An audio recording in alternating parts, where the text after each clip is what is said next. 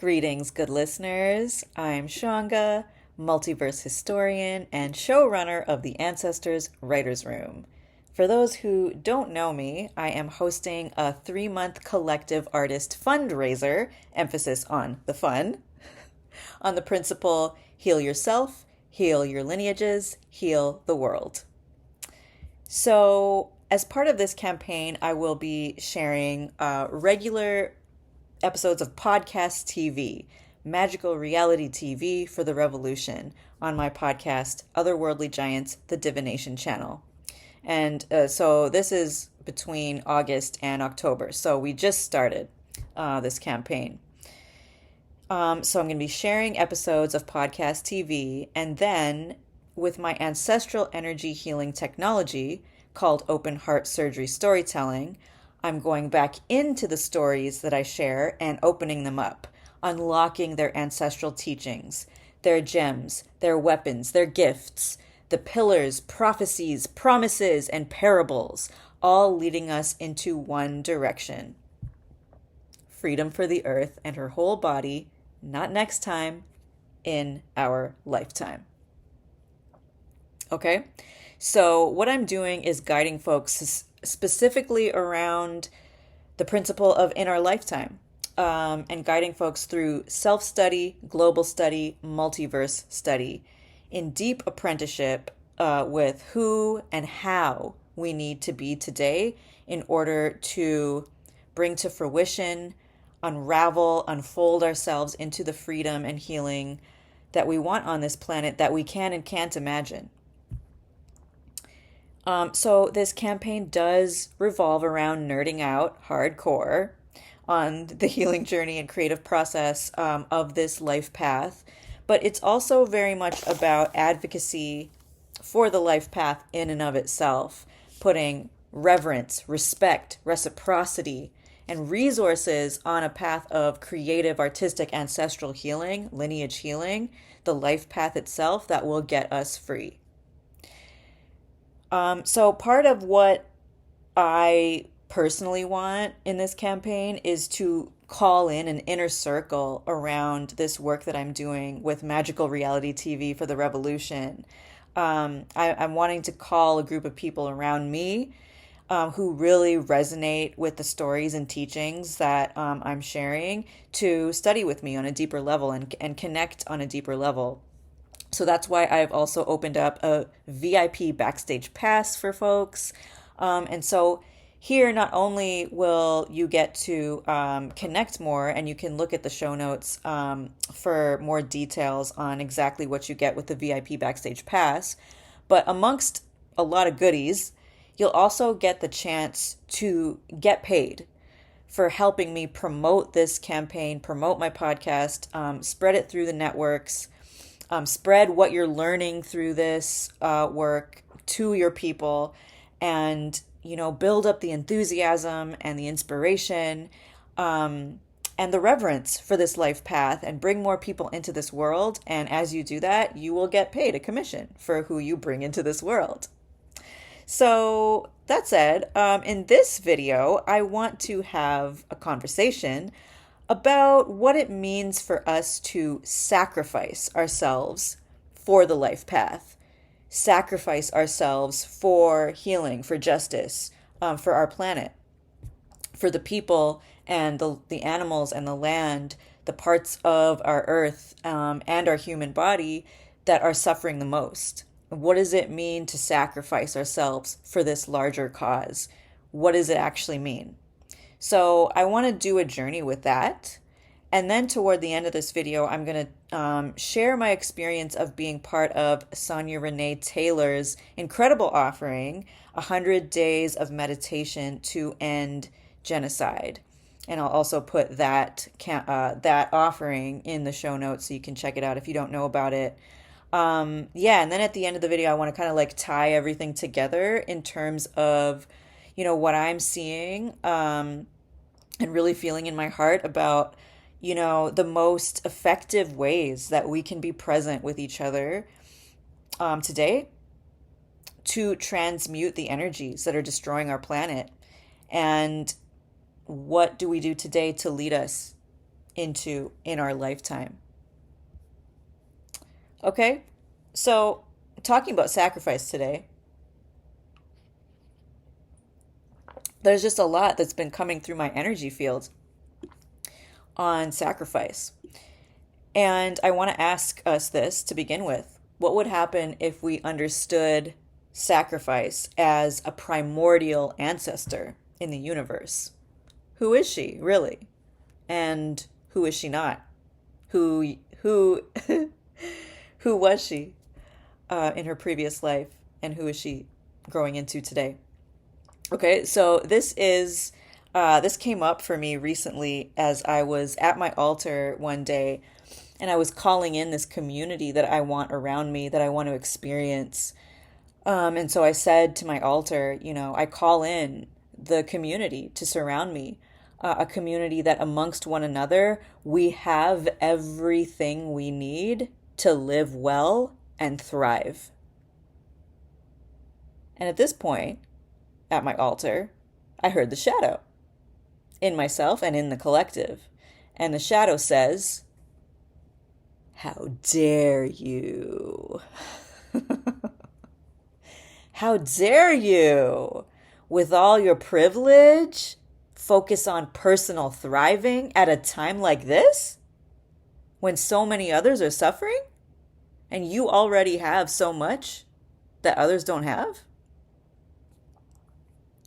So my personal response to this shadow was to do energetic surgery because I'm an energetic surgeon. So at the time that I heard this shadow speak, I felt a pain, a sliver of pain in my right breast. And as an altar carrier, I know this is not a coincidence. There's something in my mental body that's releasing, and it's connected to the pain in my right breast. I know this because the pain is on the right side, and I heard a narrative, and on the altar that I work with, the right side is the realm of the mind, narrative, story. And for me, I also associate the right side of the body with my masculine lineage. That might vary from lineage to lineage, but that's what it is for me. And the breast with motherhood and caregiving, right? So this is something about the mind, a narrative in the mind of my grandmothers on my masculine side. So what did I do next? I took the pain out. I called upon my surgeons and healers that I work with in spirit, and I removed it. And as I removed it, I saw exactly what that sliver was. It's a sliver of doubt. So as I call in the community that I want around me, there is a part of me that doubts it's possible to have what I'm calling. And it's just a sliver, right? It's so easy to miss. But in taking it out, I could see so clearly like what I had in front of me. I could see and feel, and I am the mother in me that has held a wound like she has held a baby who took their first and last breath. Like a mother who holds a story, like it's the most important story in the world, like it's the greatest love story that has ever lived and died and lived again, like it's the grief story that will heal everything. She's holding it as if it was already there in the quantum architecture of her first breath. She willingly entered the world carrying this promise, this sacrifice. The sacrifice said, "Your story will shatter 1,000 times before it ever gets made." If you want to know more about the quantum architecture of the first breath, i.e., part of how I engage my practice in decolonizing astrology, you can listen to one of my recent podcast episodes called Code Blue. Code Blue repairs the field of manifestation for global freedom. Link in the show notes. But here at my altar, I'm holding the story, right? This world that birthed from a sliver of doubt. What I'm holding in my hands is a lie. It's a holy lie. It's a sacred lie that so many mothers before me dedicated their lives to protecting this lie, and I did too. Until the exact right moment, not a minute too soon and not a minute too late.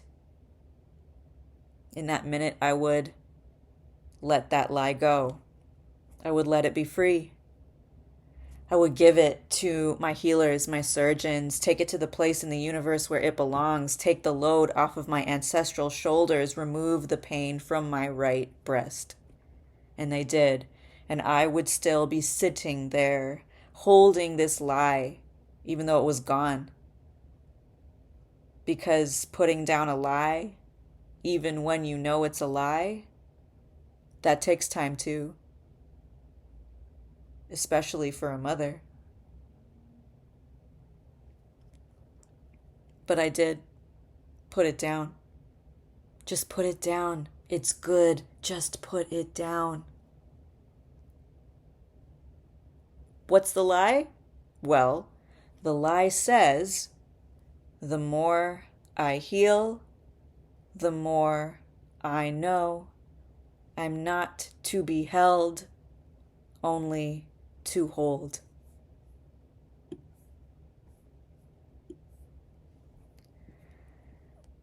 How dare you, at a time like this, talk about thriving?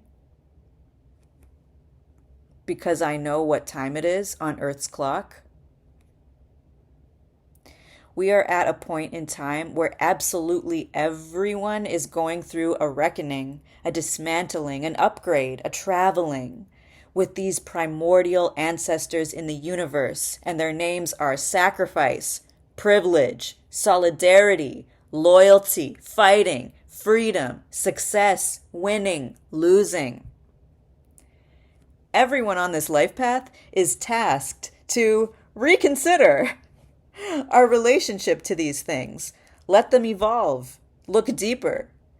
Look at the shadows and the lies that are ready to be shattered.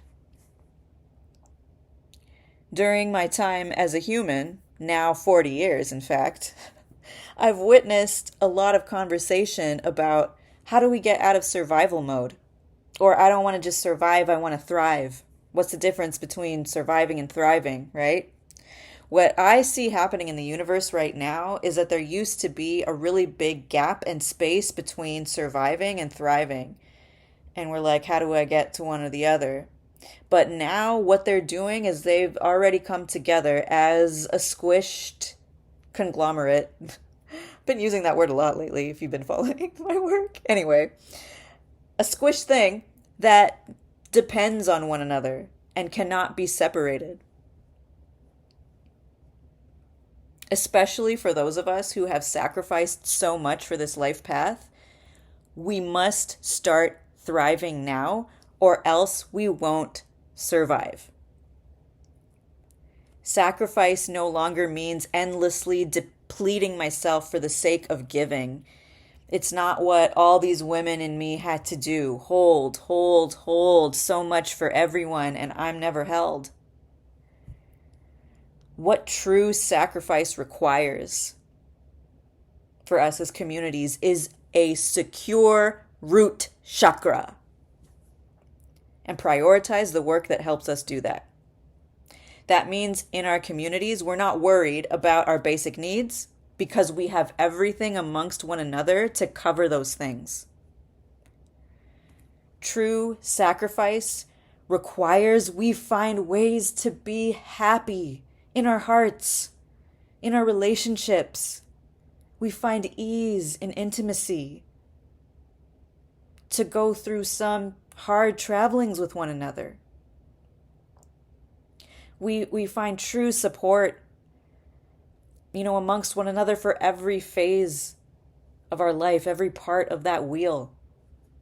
We're not left in the cold when we're in crisis or when we need help, and we don't try and tear people down or judge them or shame them when we see them in success or celebration. We have the resources we need to heal and create, and our healers and artists have what they need to do their job. They are properly reciprocated and recognized. We sit at tables where the full capacity of our grief is welcome. We have excellent, mind-blowing sex if we want it. We are well-fed. We are well-rested. We play hard. We laugh harder. We grieve even harder, and we love even harder. We have the money we need to live well, create, dismantle, unwind, rebirth, and share our most heartfelt ancestral rememberings and inventions. We have money that we bring into our communities, ancestral heist style. We drain big capitalist conglomerate corporations of their power. We give nourishing, hydrating, glorious care to everyone in the midst of major personal and global transformation, much of which will be unexpected and inconvenient.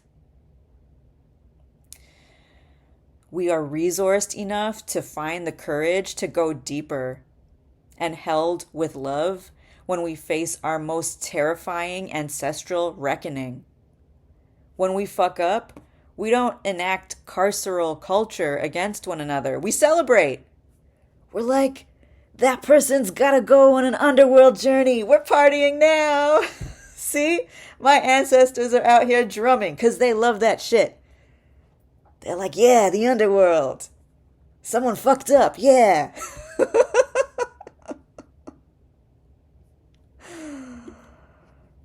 If you truly understand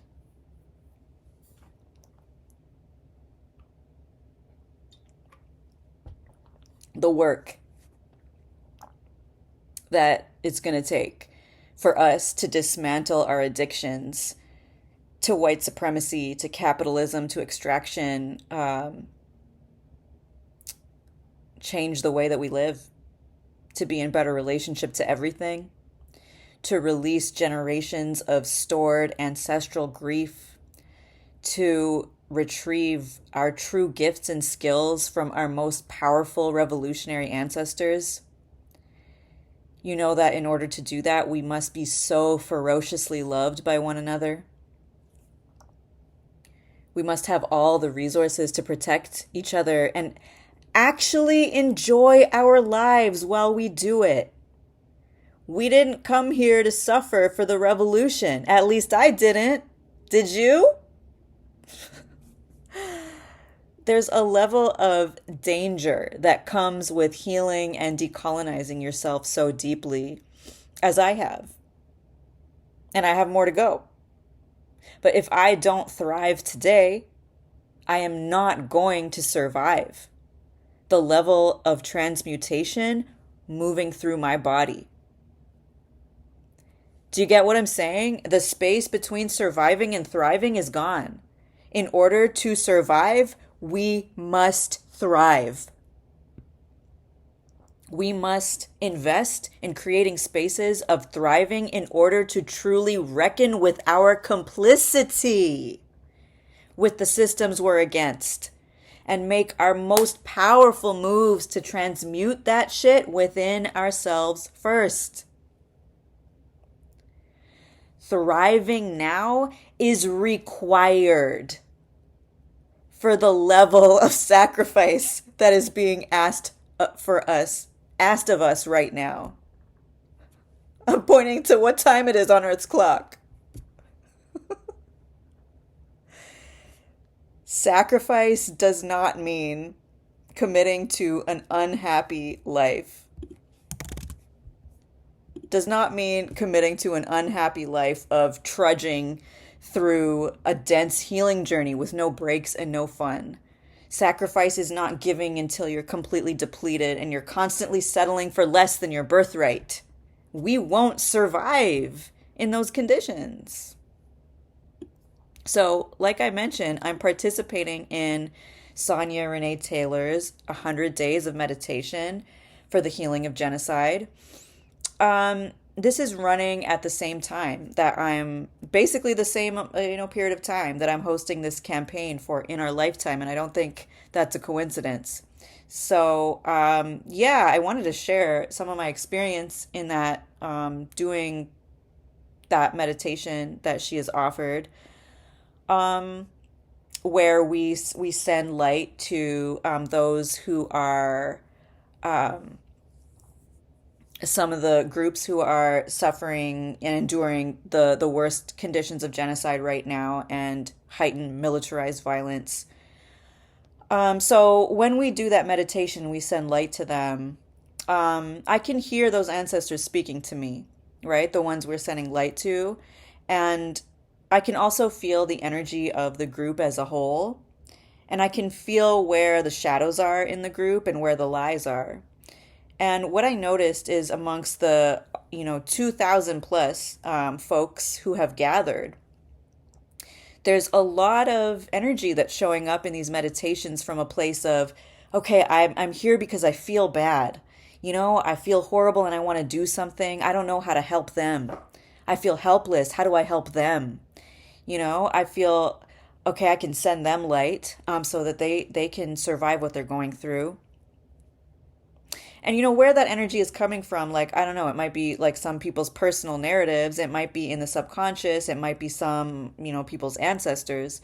But either way, I'm listening to the ancestors of the people and the land itself, that we're sending light to. And they're kind of just like, we don't need your help as much as we need you to help yourselves.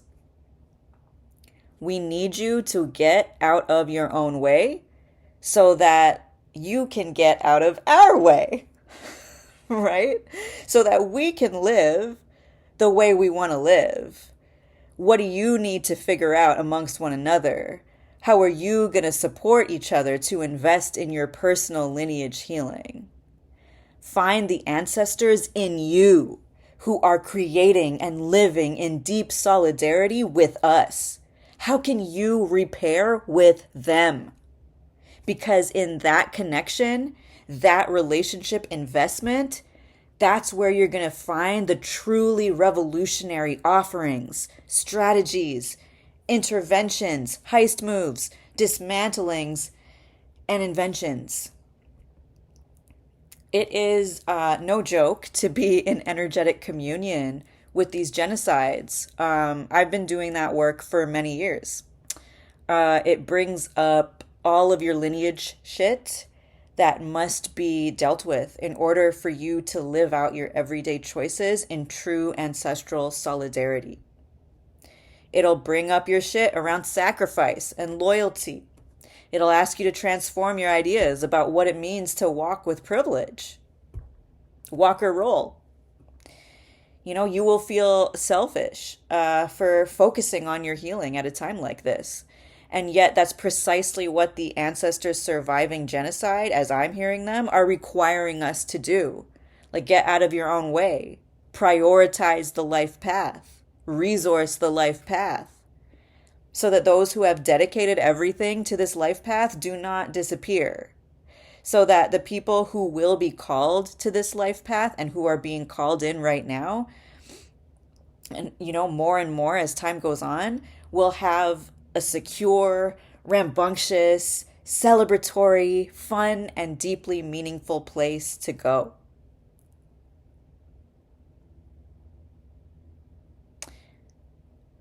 Energetic communion with genocide means you're signing up to apprentice how and who you need to be in order to be in good standing with the earth and who she could be in 40 years, who we could be as a species.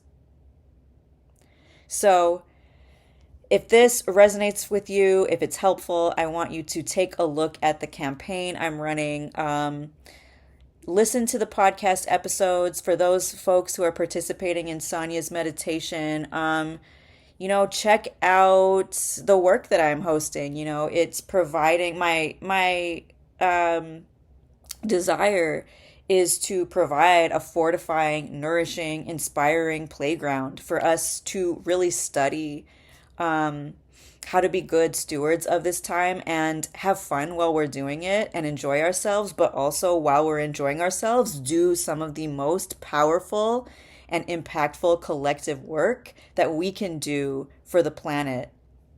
So you can check out the newly posted schedule of events for that, read the blog posts. I'll share some links for places that you can start, listen to the podcast, share the podcast, and get a VIP backstage pass and join the inner circle if it's really speaking to you. So I'm going to end this video with a study question from this episode. Sit down with sacrifice as a primordial ancestor in the universe. Who is she to you? Interview her. What does she have to say to you today, or he or they, or whatever pronoun? Meditate, divine, journal, or do a creative practice, and let me know what sacrifice says to you. You can comment below. You can also share what comes out of your channel on your own platform and tag me, please. I really want to read it or see it. And pro tip, before you do that, go ahead and get yourself a VIP backstage pass to the Ancestors Writers Room.